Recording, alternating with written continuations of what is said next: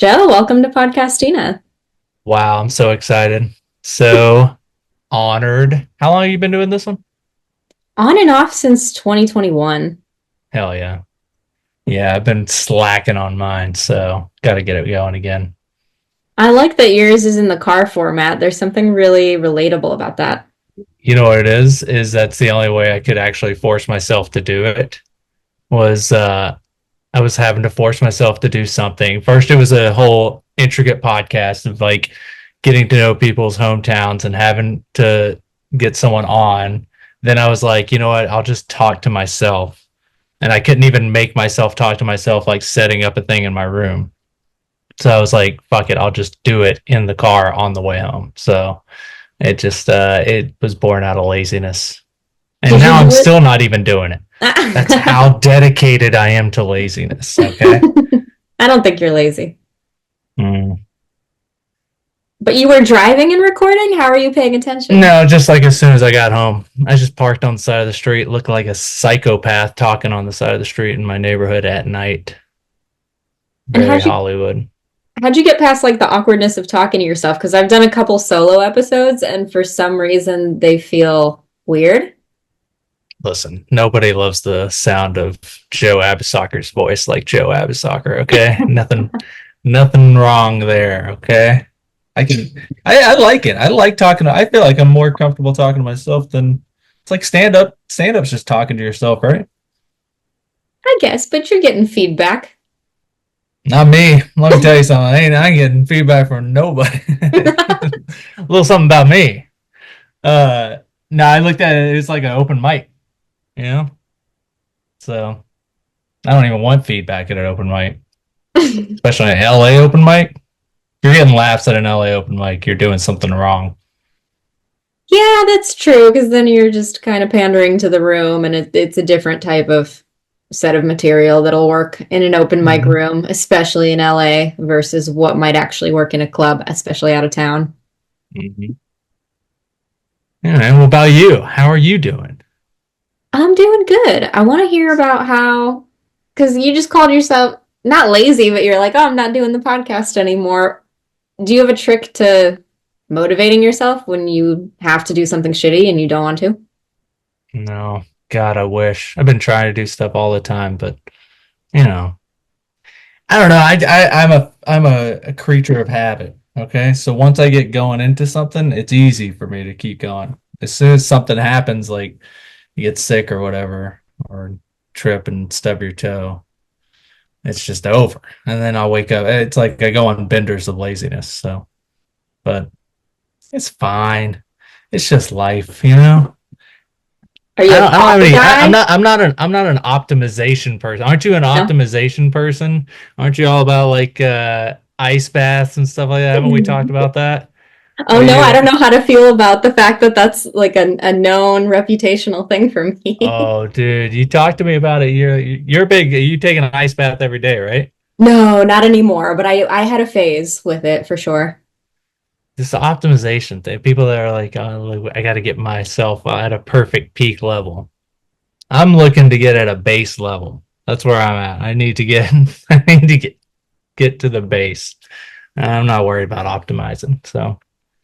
I wish I wasn't worried about it. I think it's kind of annoying and almost like I'm blowing my own dick by optimizing. Like, why do I have to be so optimized?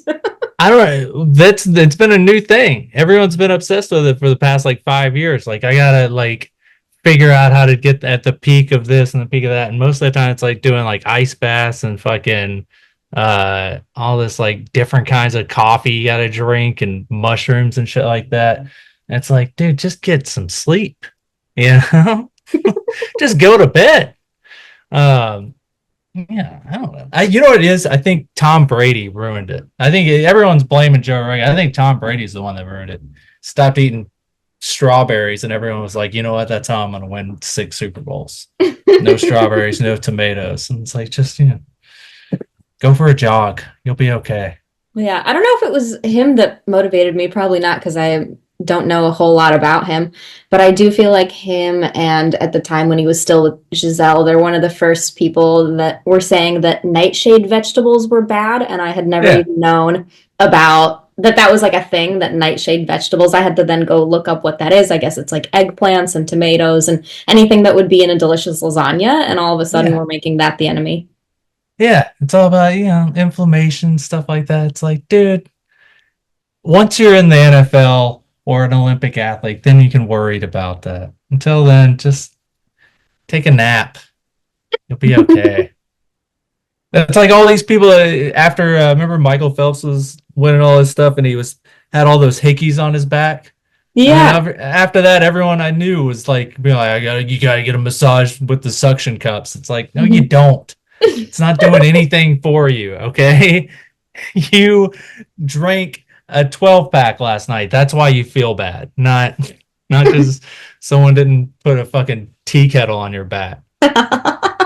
The cupping, people wear it like an accessory, especially around here. Peak LA is going to Erewhon, and someone has cupping bruises all over their back. Dude, I hate Erewhon so goddamn much. All right. Erewhon it's a perfect business model. They have convinced hot people that they're only hot because they spend half their paycheck at a store. So they get them in there, and then everyone that's not in there sees only hot people in there, and they're like, that's how you be hot. It's a pyramid of attractiveness. Pyramid scheme of attractiveness is what it is. I hadn't thought of that. You're right. That's totally the allure. It's a grocery store to be seen. People don't roll in there looking like shit. They roll in there looking like they're trying not to try hard, but at the Yeah. same time, every workout set is so coordinated and hair and makeup are done and no one's rolling in their PJs even though they're pretending they are. I went there one time. My brother used to live in the apartments above the Erewhon The original on one. on Beverly, right? Yeah, that's the first Yeah. one. I didn't know. I so he lived in those apartments for like a year or two. And I remember one time I went over to his place and I couldn't find parking, so I just parked in the Erewhon thing and I was like, fine, I'll just go in and buy the cheapest thing to get validation. It's like pack of gum was like $10. I've sworn it off forever after that. I was like, I hate this place. It's awful. It's evil. Oh, is that a dog behind you? Is that the little puppy? Oh, Monty. Yeah, he's back sniffing at the door. Come here, Bubba. How old's your dog? He is 3. This is Monty. Have you not met him? Not in person, I don't think. He's lovely. Is that a pomegranate? It's a pomegranate. Yeah. I got I didn't mean to get a purebred dog, but someone else didn't mean to get him and got rid of him. And lo and behold, I have a designer dog. Designer dog. Did you rescue? Is that what that is? Or you? Oh wait, no. Someone gave him to you. No, it was kind of an in-between step. Like he would have been a rescue. A woman Hmm. got him from a breeder, had him He for would have been a rescue if you abandoned it. It could still be a rescue. It's not too late. Yeah, yeah, exactly. No, this woman got him, had him for a few weeks, didn't do anything with him, kind of just kept him in a crate, didn't teach him to walk, didn't teach him to be on a leash or potty train him, anything really. And her son's emotional support dog hated him and would attack him.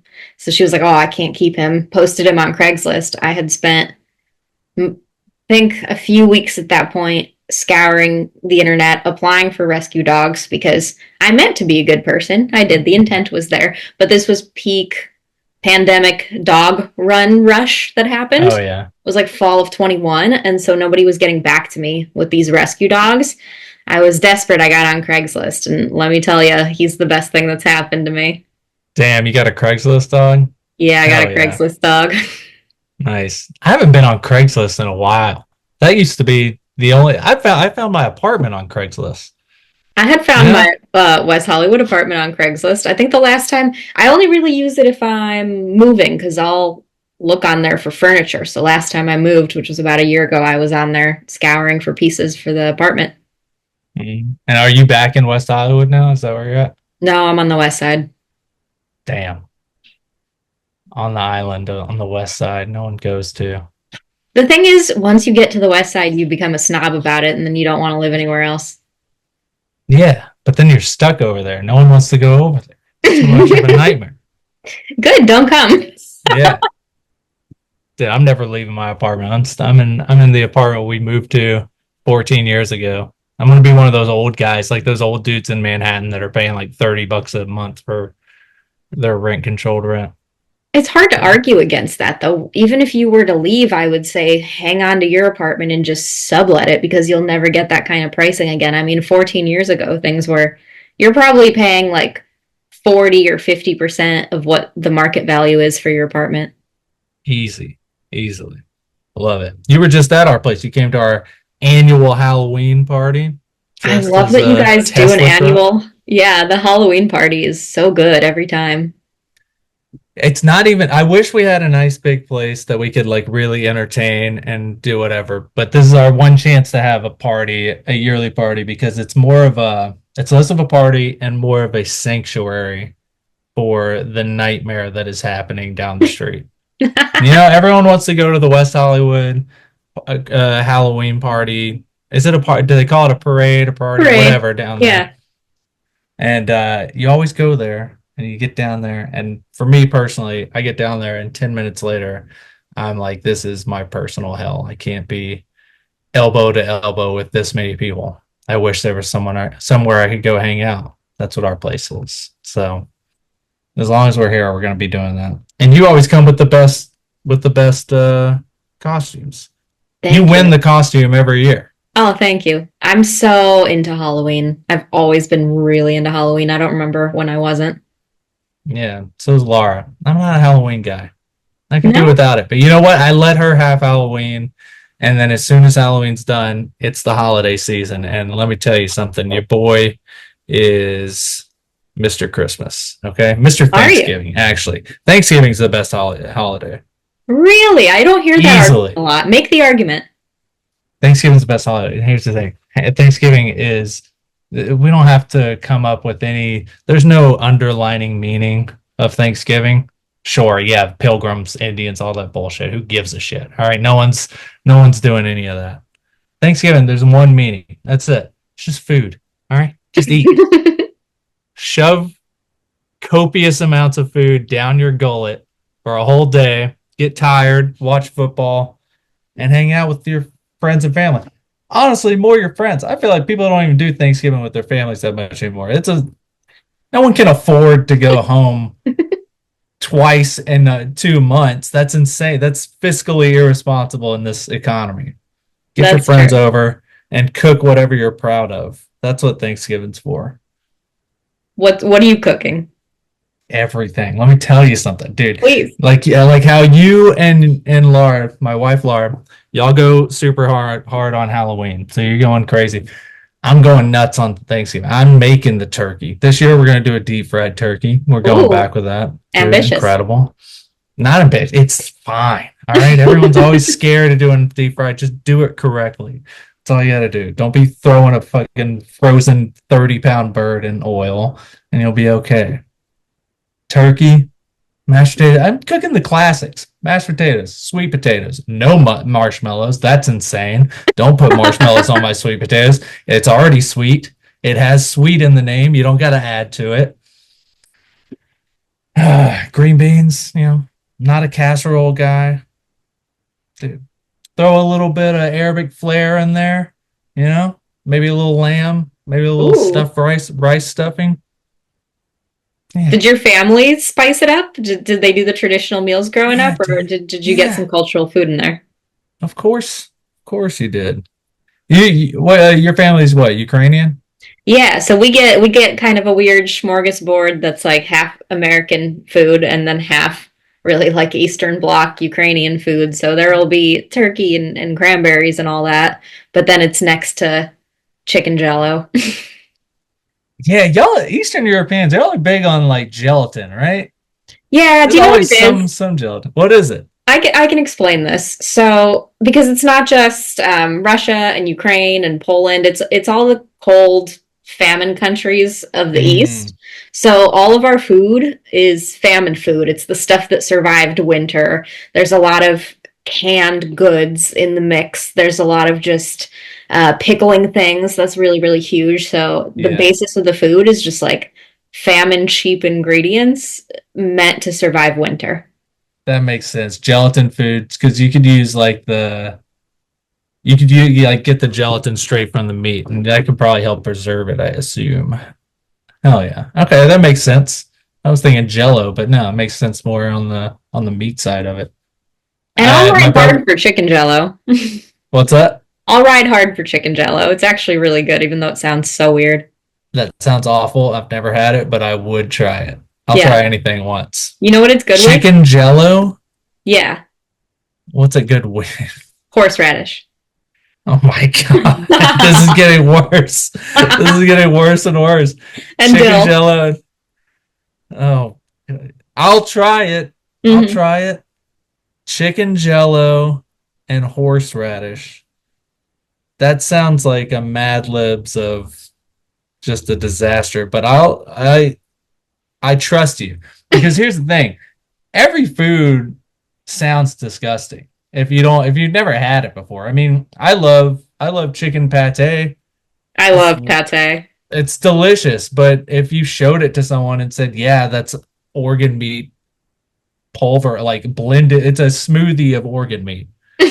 That's I crazy. love it. That's a protein smoothie made out of meat. Yeah. So everything's gross until, you figure it out. Is there a weird My Palestinian food that you would have to explain away to friends growing up?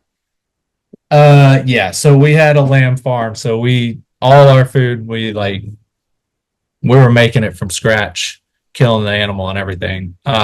So this isn't either, but I also grew up in the rural South, so sometimes it would sound crazy to them, but then they'd see us making it and they'd be like, "Oh, that's exactly like what our grandparents did." Um, but the thing that I forget what it's actually called, but the when you stuff the rice in the intestines and cook that, Oh. yes, rice stuffed intestines. I've never been an intestines guy.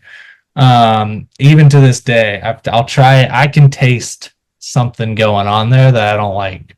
Um, but yeah, that's probably the weirdest one. I mean, at the end of the day, Middle Eastern food, it's Mediterranean food, so I feel like a lot of what America eats, we get like a lot of Italian food, which a lot of Italian food is basically Mediterranean food, which is basically Middle Eastern food. So it's very similar, just a little touch of difference.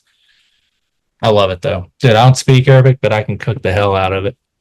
It's such a good skill. I'm happy to hear that you have that skill. I would say that if I had to pick a favorite cuisine, it's Middle Eastern food or just like Mediterranean food. It's the healthiest for you. That's where they talk about the whole blue zones being really common around those areas, and because it's really high in fat and protein, and those are really the things that sustain us, and that's what all of our DNA is made out of.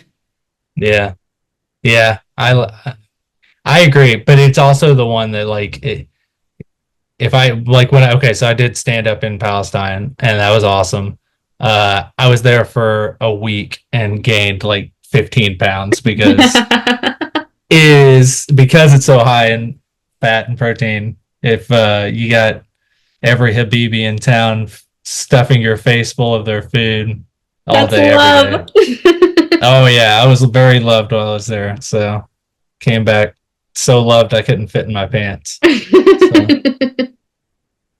I How'd your love it. family make the transition, like being in the South? Because were there any other foreigners that you went to high school with? No, not at all. My mom is Southern, so my mom is from Alabama. Um, so like, and I was by the time I was born, they had been there, for like 6 years, 7 years or so. So my family was all, I don't know. I feel like I'm the youngest of five, so I feel like I had a very different upbringing than my oldest, who was like born in the South but lived her childhood in Saudi Arabia. They were in Saudi Arabia for a Oh, bit. wow. Yeah, Have you been there? just once when I was like three to visit. Uh, yeah, my family wasn't from Saudi Arabia, but they moved there after they My granddad moved there after they got kicked out of Palestine in the 40s. So they started up there, and then my dad stayed in Palestine at like a boarding school, and then moved straight to the U.S. For college. So Did you think your dad was doing weird foreigner shit when you were a kid? Did you look at his obviously, behavior, or was he like pretty that's Americanized? no, no, no. I don't know how it is with y'all, like, but I feel like it's a very common immigrant story where like dad's job was never like no one ever knew exactly what his job was. Like, sure, he was a pilot and he managed the local airport, but it was like, what's your job? You know, it's like, help out with businesses here and there. He's always helping local businesses in Nashville with like every Arabic store knew my dad.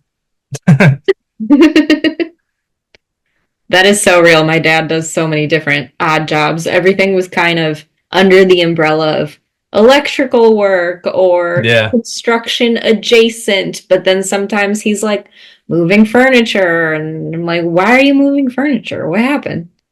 What did your dad fall into this is the common immigrant dad story. When eBay came out, was your dad trying to figure out a way to make money on eBay? Oh my God, dude. My dad had a Sam's Club subscription. He was ordering buckets of Swiss Army knife things and flipping them on eBay. It's like that was gonna be the next big thing. He was just it wasn't even Swiss Army knives. It was the Swiss Army knives that like could fit in your wallet like a credit card, and it had like little things. And dude, my mom got so pissed. We had like crates. We had crates that he was flipping. He was like, if you sell it for $1 more, it's a profit. Like, all right, dude, what are Oh, you that's doing? so funny. That is such a foreigner thing to be doing because while my dad didn't do that, he's kind of a Luddite with technology, but I'll put a pin in that because I have a funny story about him and technology. But Yeah. I knew we had like family friends that were also Russian that were definitely doing that. The hot thing was for the wives to go to these discount thrift stores that we had around town. And we had this store, it's all over the Midwest. Maybe it's in the South too, called Gabriel Brothers. Do you know about this? Never heard of it. Just like Ross on steroids, effectively. Mhm. But the difference between Ross and Gabriel Brothers, at least back then, was that Gabe's, as we called it, got all of these labeled clothes, these designer clothes, and they would take Sharpies to the tags and they would Sharpie out who the designer was, but you could still kind of tell. And so all the Russian women would buy that shit and just remove the tags, put it on eBay, and be like, no, it's Juicy Couture. Yeah. Hilarious. Oh my God. Ross is a fucking nightmare. Ross won't even they don't even have the shame to do any of that. Ross will just be like, yeah, this is polo, but you gotta find it under a pile of Perry Ellis before before you can buy it. I walked into a Ross, and I mean, I guess it's happening pretty prevalently around LA, so I suppose it could have happened anywhere. But I walked into a Ross while it was getting robbed. How would you know it's even getting robbed? That's I just don't how know. it looks like So on a normal ridiculous. day. I had just moved and I think I needed a broom for my apartment. So I just rolled in there kind of late. Maybe it was Sunday night or something. And I'm like, I know they're going to have brooms and I know it's going to be $5. So I walk in and immediately security just kind of arm bars me and pushes me to the side. And I'm like, huh? And then I just see a barrage of children just running out with arms full of clothes. And I'm It like, was one these of are those Ross flash mob clothes. things. Yeah. Ross always has the most intense security of all the stores. I'm like, who is who's jonesing for Ross material? You know what? And I know I sound elitist. Ross is the one thing I'm gonna be a lead on. All right. I've grown out of Ross. Okay. I'm a Marshalls man until I die. That's right. I'm going to Marshalls. I buy my Himalayan salt at Marshalls, my pepper jelly, buying it all. Oh, Get my hell fancy yeah. candy. I'm such a junkie for Marshalls and TJ Maxx and Home Goods. And when I'm kind of in a mood, especially if the weather is bad and I can't go for my hot girl walks, as they call them, because it's like too cold or already dark out, I'll just drive to Home Goods and just walk up and down the aisles. Dude, I will walk around in Marshalls all day. It's beautiful. All right. It's like a Walmart without without getting too serious, it's like it's a Walmart fling, is what Marshall's is. Yeah. Everything's cheap, beautiful. Are you trying to be a mall walker at some point in your life? You think you could go Dude, that I way? already am a mall walker, dude. I don't know. I'm not a mall guy though. I'm a Walmart guy. I love a Walmart. Malls too, like there's too many things. All right. I mean too many like it's too many compartmentalized, like the departments. I want to walk from one aisle to another and go to a different world. That's the beauty about Walmart. You can walking around Walmart is like scrolling on Amazon. You're It's so right. It is. perfect. You can do anything. I wish we had a Walmart close. I know we don't, but I kind of get that hit off Target. Target. I I don't know it's know. not as good. It's not the same. Target, you feel like you're in their way. Walmart's like this is my place. All right. Target, you feel like what are you trying? It's a little trying too hard. Target, I always feel like I have something I have to go get from there. Yeah, Clothes, you know. you're on a Target's mission. like a nicer clothes place than a Nordstrom rack or whatever. Oh, And incredible. yeah, I'm going to the rack. I'm not going to the real Nordstrom. I'm not irresponsible. Oh, the Rack is my favorite. That's my top store. The rack is where I go. Nordstrom rack is where I go whenever I want to splurge. Yes. You know, if you're It's cheap. splurging anywhere past Nordstrom rack, how do you live? All right, how do you pay for groceries? It's crazy. That's the Erewhon crowd. We already sullied Yeah, their dude. bad name. Anyway, Do you I like shopping for clothes? I don't like having a lot of clothes. Okay. I have like three drawers, and if they get full, I'm not getting more clothes until I can get rid of something that's in there. See, that's the smart way of doing it, and that's the way I tell myself I'm going to do it, and then I end up filling whatever closet you give me. I just have a compulsion to fill it no matter the size. Yeah, I think that's a lady thing because that's what I didn't choose to only have three drawers. That's just what I have left in the one, two, three plus the closet that Laura takes up. I've just been married. I've been married long enough of my adult life that this is just normal for me. So I don't think it's anything I'm doing correct. It's just what my life has given me. So You have been married a long time. Is there a piece of relationship advice that's been vital for you? I got nothing for you. All right, I had I had to do this. I had to go in this all alone. You're gonna have to do it too. Even the advice I could give you, I'm not gonna give it to you out of spite. All right, Galina, you got to figure it out. Also, you can't give marriage advice. No, no one can give Really? marriage. The only person who can give you advice on your marriage is the person you're married to. Ooh, That's the only person. There's no. that's deep. The only marriage advice I could give you is how to be married to Laura Abousakher. All right, Uh-huh. you're not getting married to her, and if you're getting married to her, that means you shouldn't take my advice. I obviously fucked it up. So that's how my dad died before I got married, like right before I got married. I remember for a while I was like pretty like upset about it. Not that I'm not upset about it, but I was like, oh dang, there was so many times I could have asked him for advice. But I realized he would have been giving me advice on how to be married to my mom. Very different lady. Uh, you know, he would have been like, look, when she gets the gun, you got to know she's not going to do anything. Okay. There's something women do every once in a while.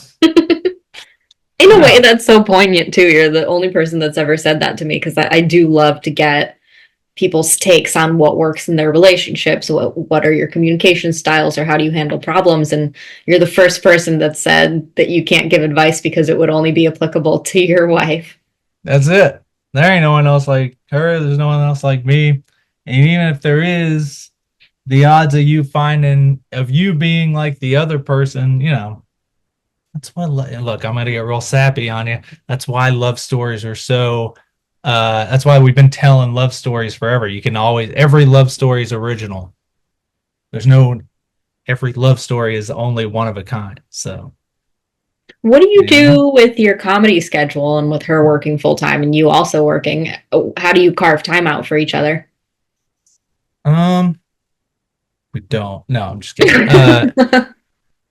No, I think we got used to it after a while. Like, so when we got married, I was already in like not film school, but like I already knew what I was going to be doing, so I already was working late nights anyway when we were dating even. So she's only always known me as having like late nights. Um, I don't know. We just always I really don't know. We just always made it work. There was no free time was together. So like it's not like I'm ever like hanging out alone, just having fun without her. I mean, I am, but like in the early years, it was like always make time for each other, and we wanted to hang out with each other. So I don't know. We're a good couple, I think. You seem like a very good Um, couple. Yeah. yeah. And And you then raised a having a daughter. kid, yeah, Yeah. exactly. Having a kid, that just added a whole other thing to it. So it's like I think as hard as it was doing that in our early 20s, living in LA doing that was so hard that it at the same time made focusing on surviving easier, if that Yeah. makes Because then you have to sense. be a team. Yeah, you have to be a team and you can't uh I mean, look, we were all in our 20s, right? Like especially like living in LA, it's very easy like to you have all these goals with your career and stuff. It's very easy to be like, yeah, I'm doing it, but then you're also in your 20s, you're like partying and stuff. Um, so like you can get distracted pretty easily. We didn't really have that choice. On the flip side, we were kind of like even like doing stand up. I would go do mics and stuff back then, and I didn't really hang out with anyone. So there's so many people. I mean, hell, I feel like I've known you for over a decade now. Yeah, we You met know, early. I'm actually coming up on 10 years, so you would have I known was me gonna for just a say, little less, but most of the time. yeah, but like we knew each other for so long. There's so many people I've known for a very, very long time. Didn't really start hanging out outside of comedy until like, maybe 5 years ago. Hmm. Then the pandemic happened and that just made everything good. And then by the time the pandemic happens, my kid's in high school, so that makes it easier to stay out later and hang. Um, dude, the pandemic's the best thing that ever happened to me. Hot take. Hands down. I love the pandemic. Bring it back. Bring back something worse. Favorite Um, part? favorite part of the pandemic.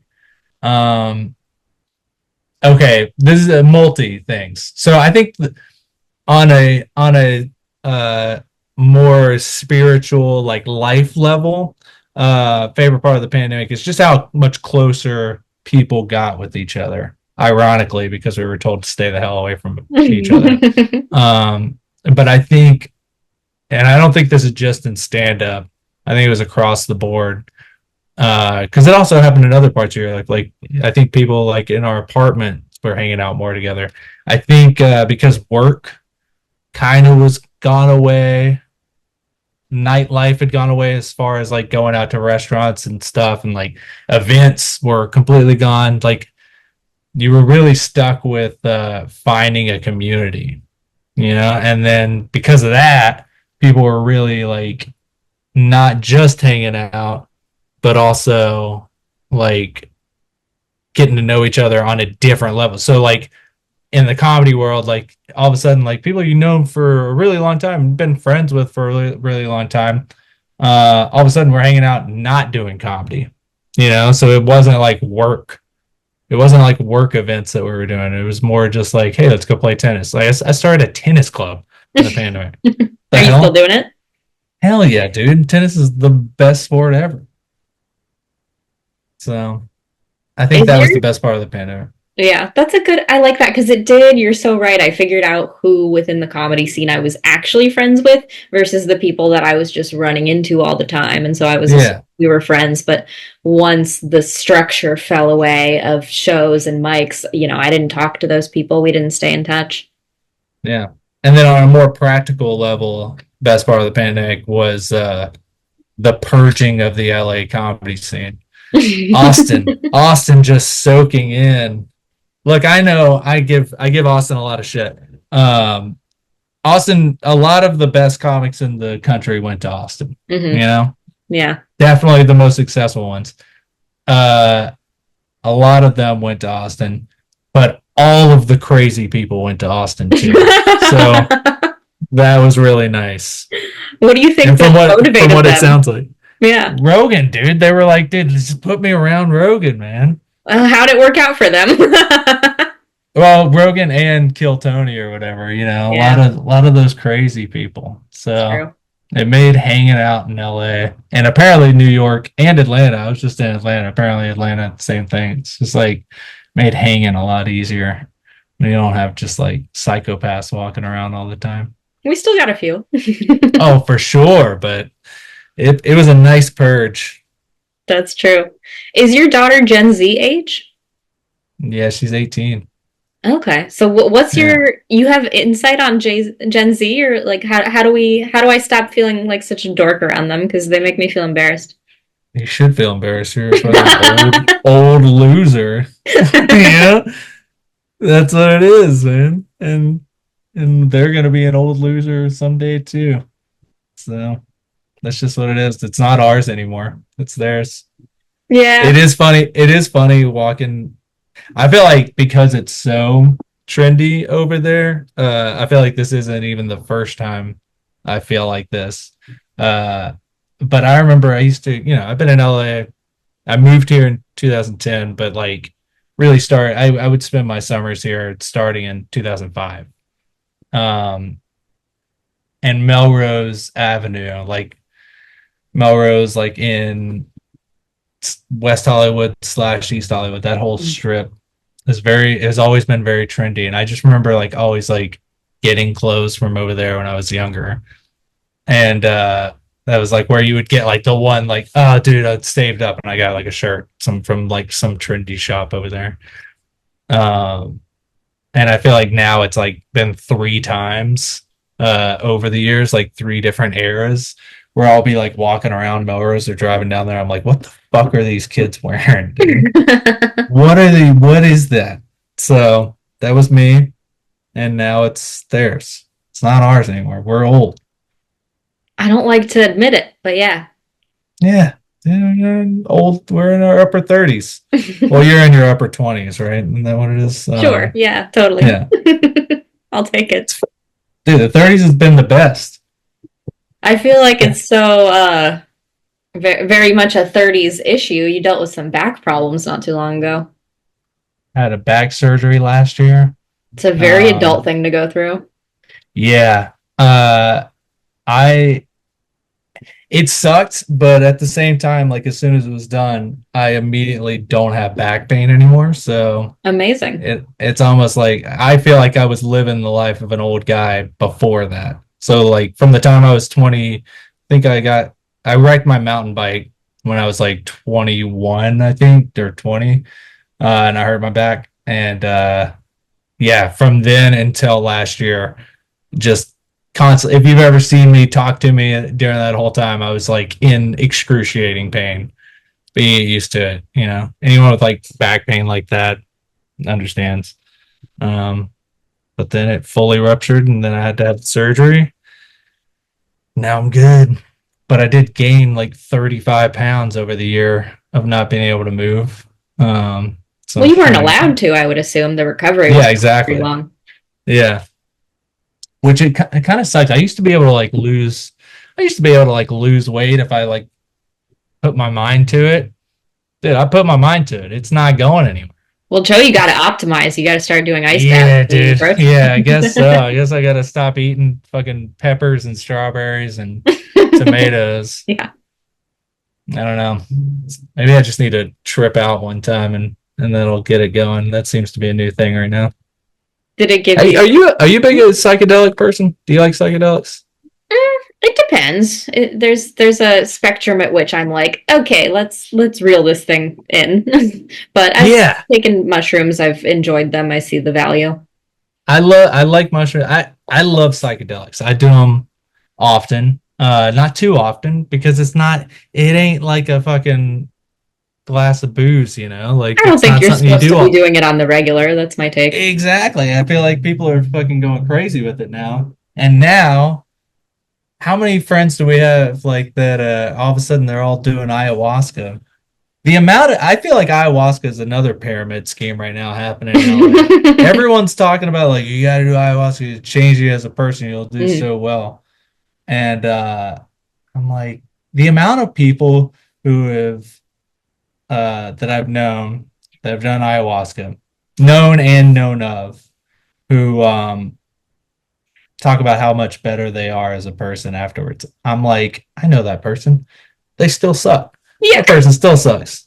That person didn't get any better. And if anything, they got worse because they're walking around with this confidence that they're better and they're still just as awful of a person as they were before. That's where the Uh, pyramid scheme comes in because you're convincing people that there's some sort of magical shortcut to self-development, and I'm not buying yeah, it. dude, you got to buy happiness. Yeah. Also, I thought like to do ayahuasca was a whole thing. Like going, you got to go to Peru. Yeah, go figure it out. Not The half the anymore. people, half the people, they're like, yeah, dude, my shaman, he's in Toluca Lake. There's no shamans in Toluca Lake, right? That is a psychopath. That is a failed screenwriter giving you drugs in his living room. Uh-huh. That is not a shaman. That is a former showman. I wonder if the pendulum will swing because I think we went from this society that was very, weed was illegal and things that obviously people can be trusted with were so just hidden behind this wall and like, oh, don't do that and that's criminal and that's this, that's that. And now there's this like overcorrection with it where people are doing everything and Yeah, trying to figure out what works for them. And as a result, being really, really vocal about it if they do feel like it works for them. And so I wonder if that's going to calm down as time goes by and people familiarize themselves with these substances more. I'll tell you right now, I got a law for you. I think if you didn't do drugs when they were illegal, you're not allowed to do them when they're legal. I You're like not that. ready for it. All right. Especially if you were okay with them being illegal. I think that's the fall of our whole country that's happening right now, if you don't mind me saying. Think about it. All these crazy old people, what happened? They all got obsessed with conspiracy theories, thinking Hillary Clinton's drinking children bloods and shit like that. You know what that is? That's 55-year-olds who have never smoked weed in their life, eating 300 milligrams of edibles because it's legal now. And they're old, so they think every thought they have is real. They can't handle it. All right, people can't handle it. Only people who were allowed to that or wasn't allowed, but like only people who smoked weed in high school are allowed to smoke weed. That should be the new law. Those are You good should have a parameters. Yeah. If you smoked weed in high school, you learned you had enough friends make fun of you for your dumb thoughts. Okay?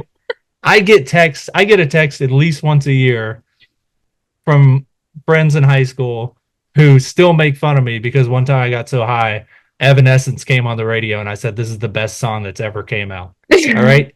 20 years later, they still make fun of me for that. All right? I mean, I gotta defend you. It's a pretty good song. Yeah. Oh, yeah. Yeah. Yeah. No, it's not that great. It's not that good. It's not, I wouldn't announce it as like top I announced anything, but it pretty was good. dead quiet. I think it was like 1 o'clock in the morning. We're all just hanging out. I was like, this is the best song that's ever come out. This is my favorite. I love this song. We're like, what are you talking about, dude? Shut up. Not enough people have been told to shut up by their friends. And now Yeah. they think um, Donald Trump is going to save them from something. I don't know. Not to get political on you. No, this isn't political, but I suppose it's a bit related because you're like a very, how do I say this? Like, obviously, you're in a happy marriage and it's Mm-hmm. wonderful. And I mean, don't get yourself canceled and make me look like an idiot, but I know you to be like a very ethical stand up guy. So, what is your take as a guy who doesn't participate in all this crazy online toxic behavior? What do you think of the manosphere? I want to hear your take. Manosphere. What is the? I don't even know what the manosphere is. What is this? It's all this weird, chaotic stuff, the dark corners of the web, the guys that are into Andrew Tate and are on Reddit forums Oh, and calling each other incels and calling girls Becky and this and that. It's like a whole underground gotcha. world of guys that can't get laid, and as a result, they hate women. Yeah, I think those guys have always been there, right? They've always that used to just be message boards. Yeah, but they're Like so that. galvanized now.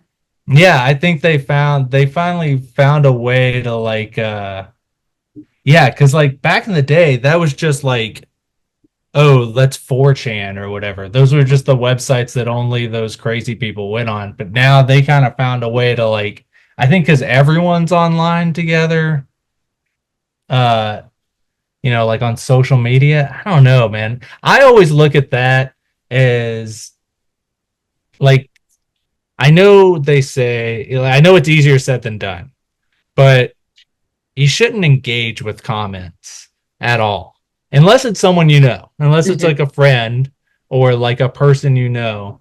But like, remember back in the day, like the idea of like in like having a conversation with someone who commented on like a YouTube page, like if you even commented on a YouTube page 12 years ago, you were an insane person. No one does that. Yeah. Like, what are you doing? Like commenting? Who are you talking to? And at some point, like we all just started, that became normal.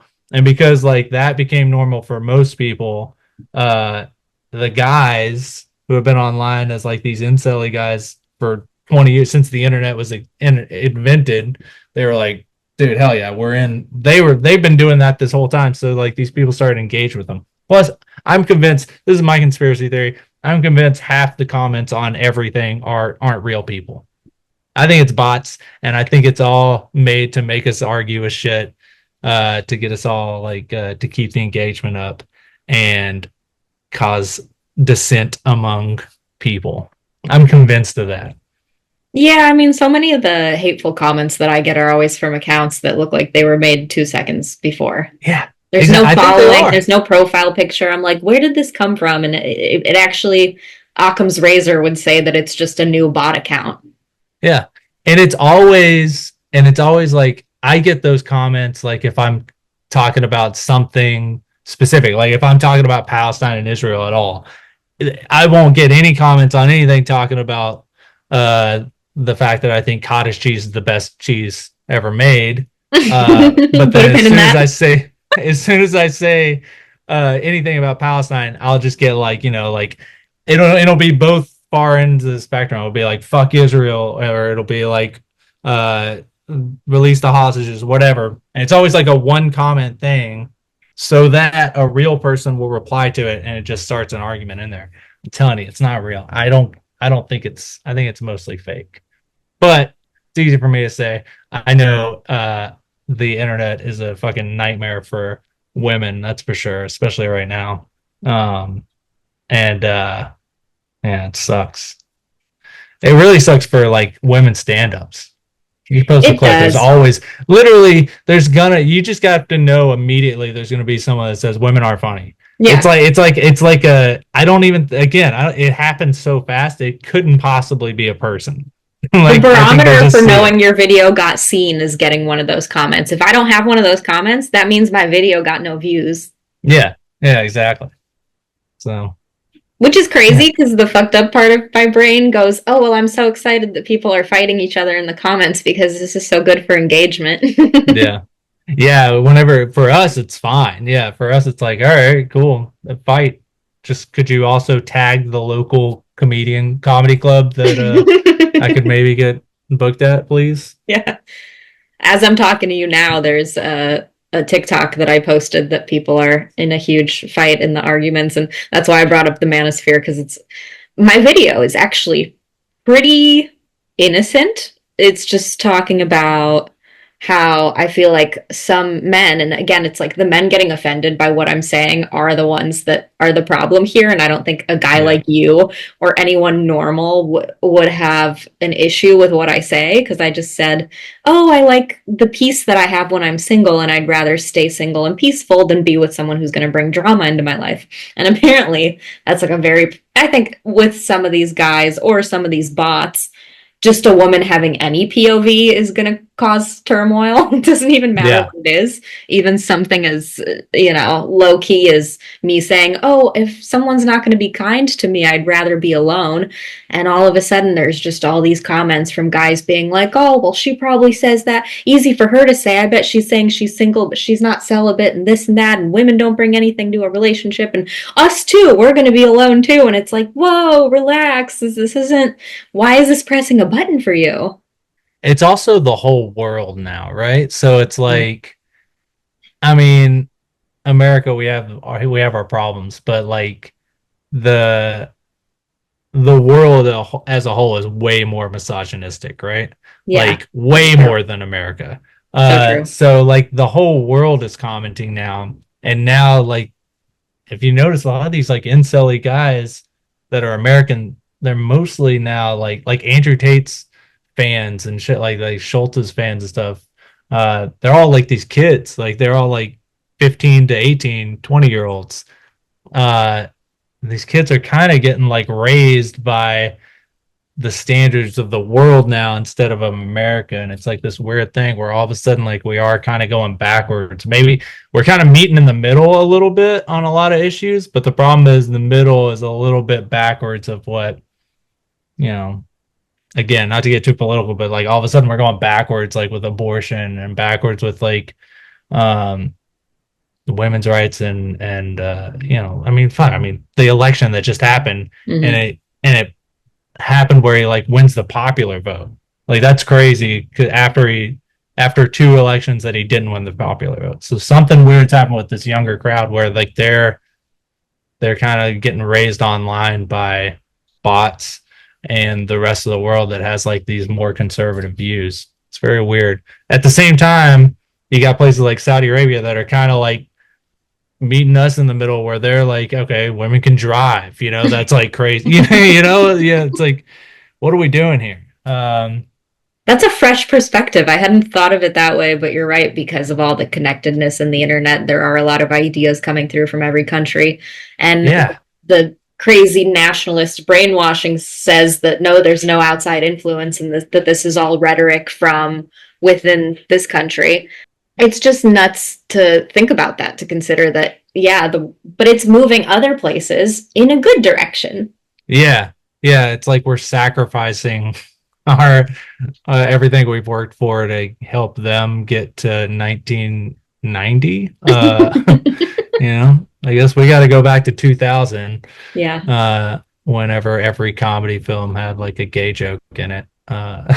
You remember that? Remember go back and watch every movie we watched in high school. There is a character in there that's entire purpose is just to be like, I'm not get fucking gay. That's literally every comedy from our childhood is like that. Um, so yeah, not to be a fucking bummer about it. I feel like I just bumped it all out.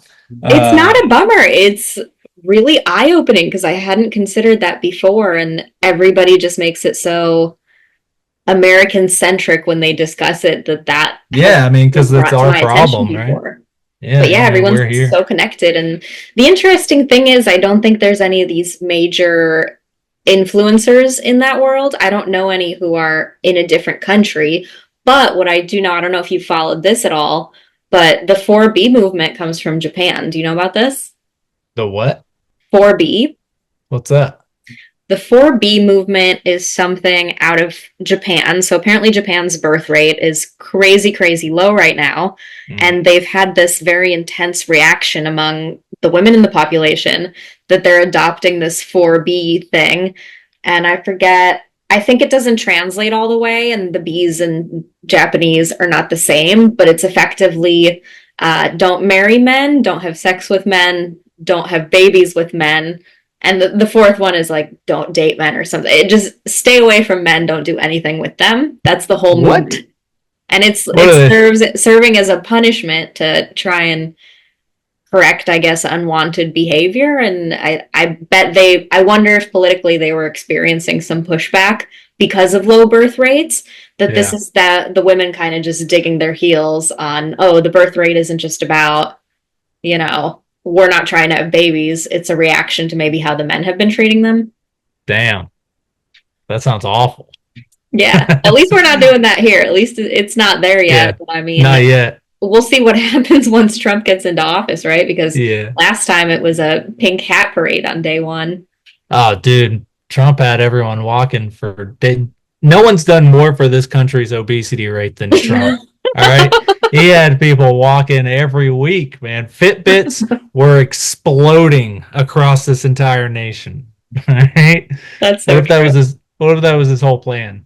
He's like, look, we used to have the hottest people. They were hot. Got to That's get his these people healthcare walking. plan. Oh yeah. Oh, that's amazing. Joe Abousakher, it's been a delight talking to you. Where can people find you? Oh my goodness. Please follow me at Here with Joe on all platforms. And you know what? Go on Spotify and listen to Here with Joe podcast. I'll start doing them Yes. again. Bring All it right. back. The I'm world needs bringing it it. back. The world needs your Yeah. voice. We have stuff happening. Amazing. Thanks so much for talking to me. Thank you, everybody, for listening. Bye.